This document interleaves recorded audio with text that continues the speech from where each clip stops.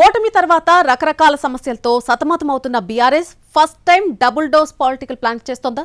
Jumbling సిస్టంతో కొత్త ప్రయోగం చేయాలని అనుకుంటోందా?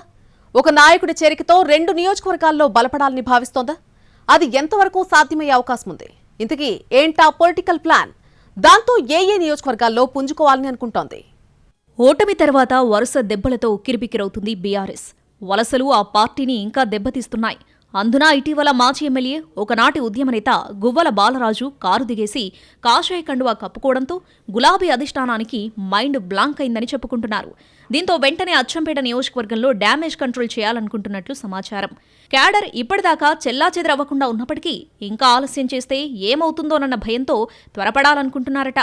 పార్టీ పెద్దలు, ముఖ్య నేతలతో సమావేశం నిర్వహించి పార్టీ శ్రేణుల్లో భరోసా నింపాలని భావించినా ఎటూ తేలడం లేదట.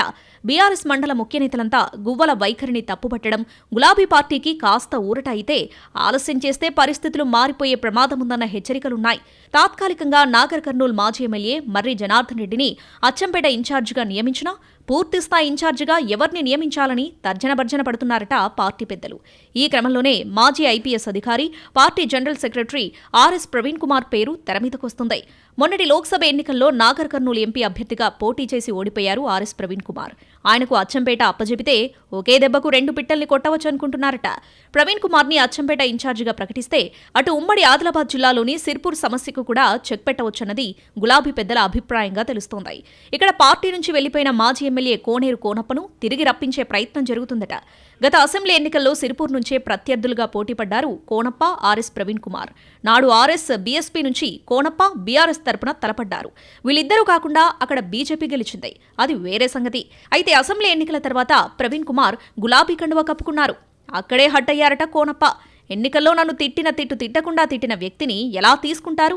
అదీ కనీసం నాతో సంప్రదించకుండా ఎలా నిర్ణయం తీసుకుంటారంటూ అలిగి కాంగ్రెస్ పార్టీలో చేరిపోయారైనా. కోనప్ప కాంగ్రెస్లో చేరినా ఎన్నడూ బీఆర్ఎస్ను విమర్శించలేదు. పైగా పలు సందర్భాల్లో కేసీఆర్ నాకు దేవుడంటూ చెప్పుకొచ్చారు. ఈ క్రమంలో కోనప్ప ఎప్పుడైనా కారెక్కే వచ్చన్న ప్రచారం జరుగుతూనే ఉంది. ఇక్కడే తమ రాజకీయ వ్యూహానికి పదును పెడుతున్నారట గులాబీ పెద్దలు. ఎలాగూ అచ్చంపేట ఖాళీ అయింది, అది ఎస్సీ రిజర్వ్డ్ నియోజకవర్గం కాబట్టి అక్కడ ఆర్ఎస్ ప్రవీణ్ కుమార్ ని బరిలో దింపి సిర్పూర్లో కోనప్పను తిరిగి తీసుకుంటే 2 నియోజకవర్గాల్లో బలపడవచ్చు. ఎలాగూ జిల్లాలు మారిపోతాయి కాబట్టి ఇక వాళ్ళిద్దరికీ గొడవ కూడా ఉండబోదని భావిస్తున్నట్టు తెలుస్తోంది. ప్రస్తుతం కోనప్ప కాంగ్రెస్లో ఉండి లేనట్లుగా ఉన్నారు. దాంతో కండువా కప్పేయడం తేలికేనని భావిస్తున్నారట బీఆర్ఎస్ పెద్దలు.